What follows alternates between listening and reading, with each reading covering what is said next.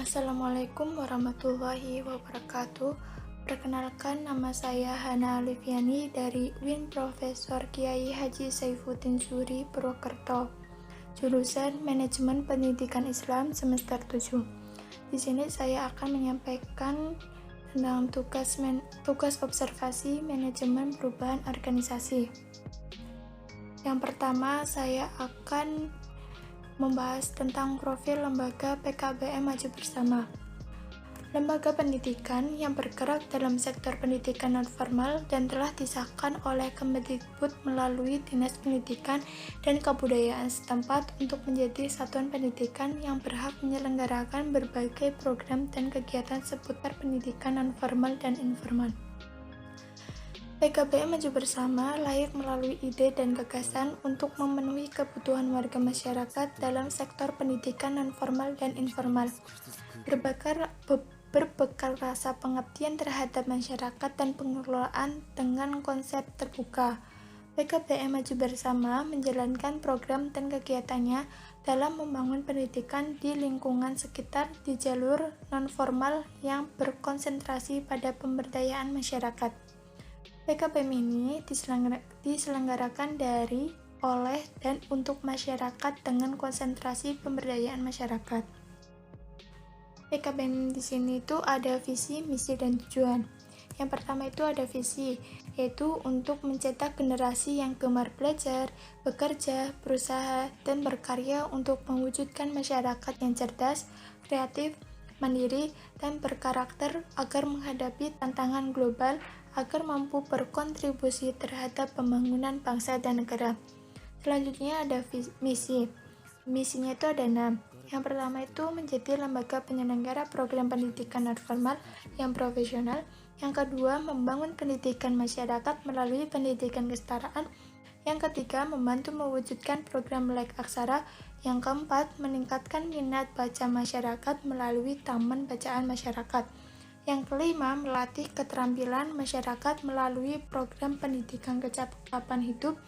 Yang keenam, mencetak generasi mandiri melalui program pendidikan kewirausahaan masyarakat.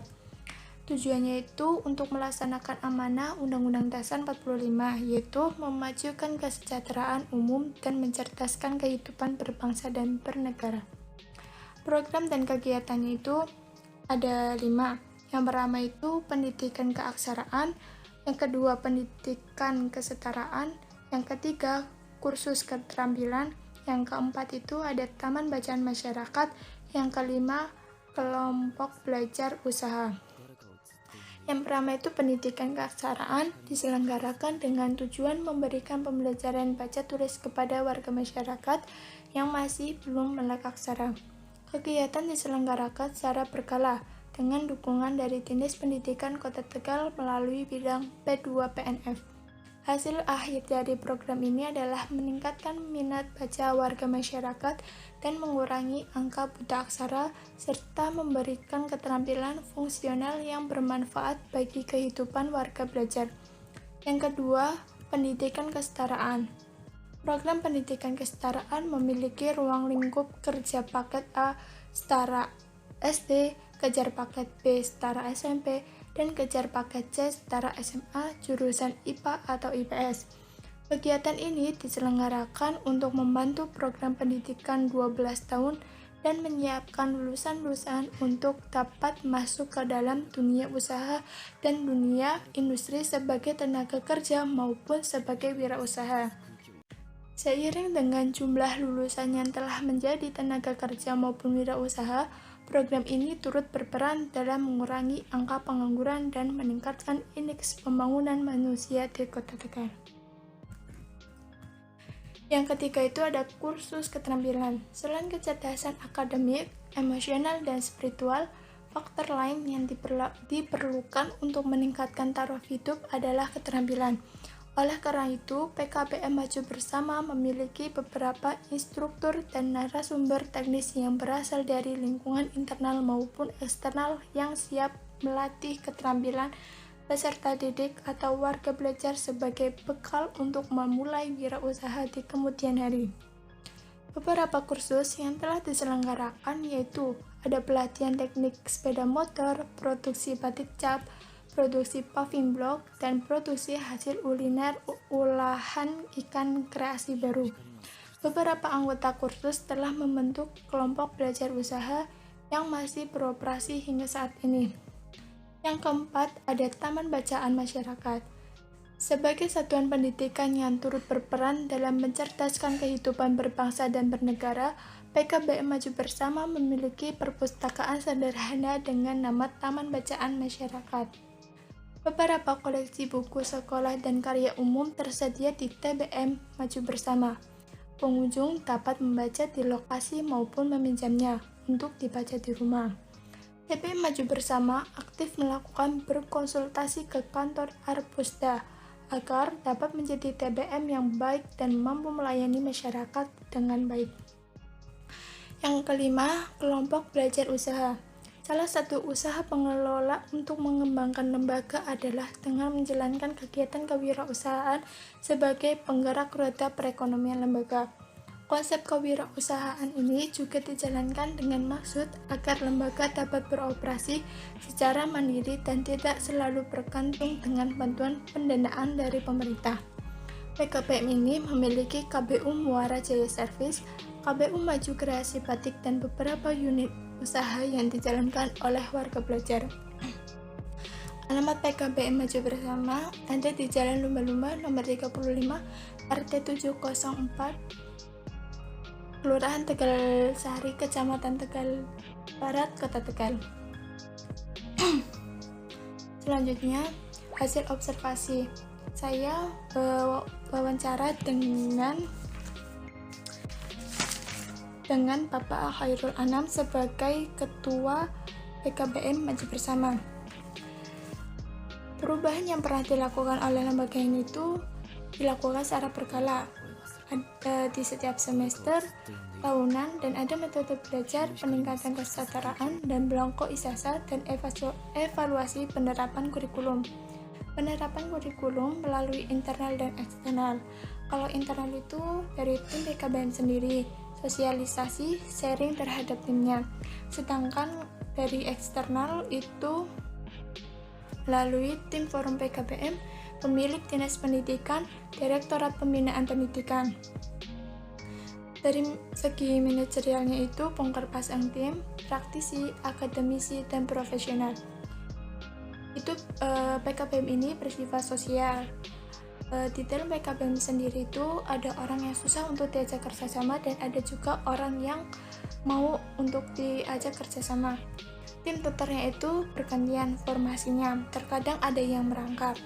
Alasan terjadinya perubahan dalam organisasi ini atau lembaga ini itu karena yang pertama, metode belajarnya di masa pandemi sekarang mau tidak mau metode belajarnya harus dirubah melalui online. Selanjutnya, perubahan belangko ijazah yang dulunya ada 4 kolom sekarang hanya ada 3 kolom saja. Perubahan mekanisme kelulusan. Bukan hanya itu saja, perubahan dalam kurikulum juga terjadi.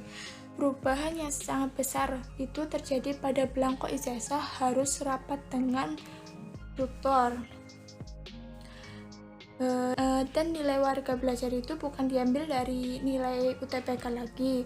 Sekarang itu diambil dari rata-rata nilai semester dan juga diambil dari nilai sikap warga belajar.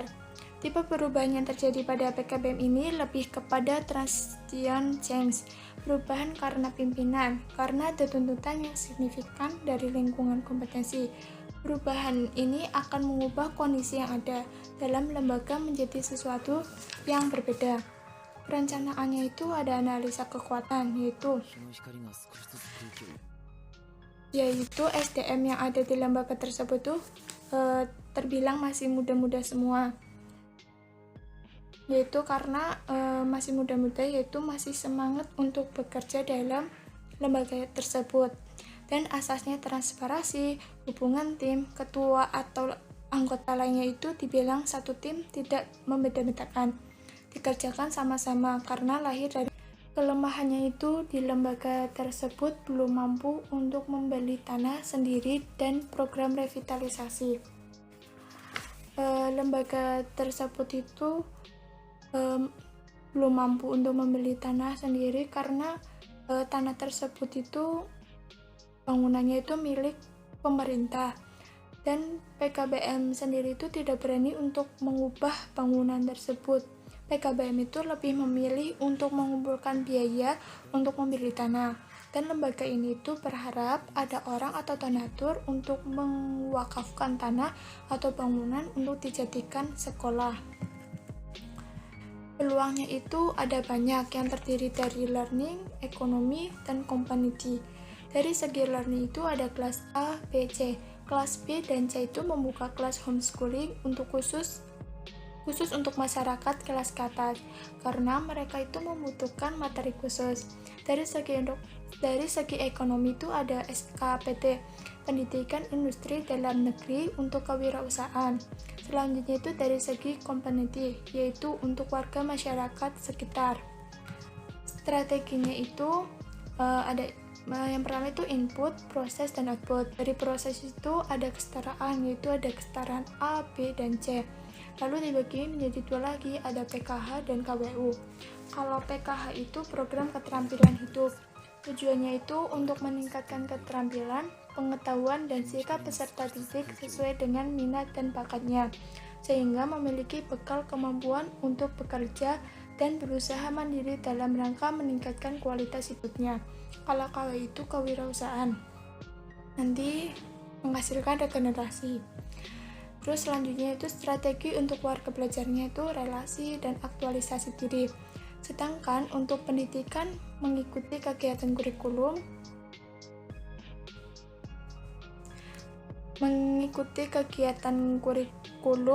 menjadi kurutor.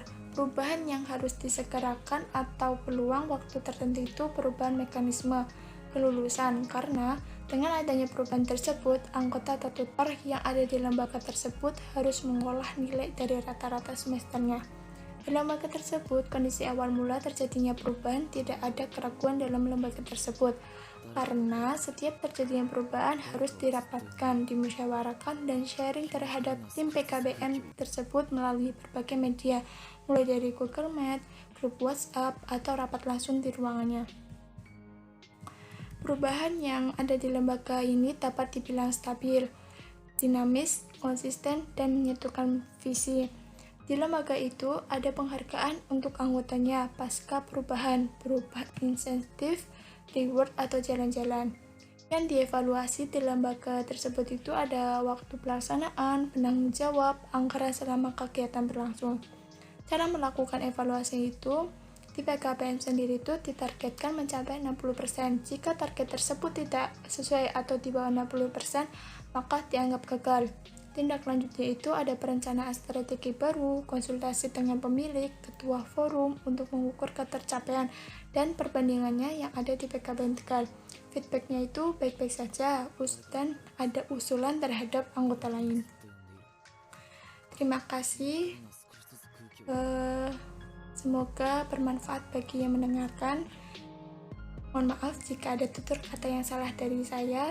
Sekian, wassalamualaikum warahmatullahi wabarakatuh.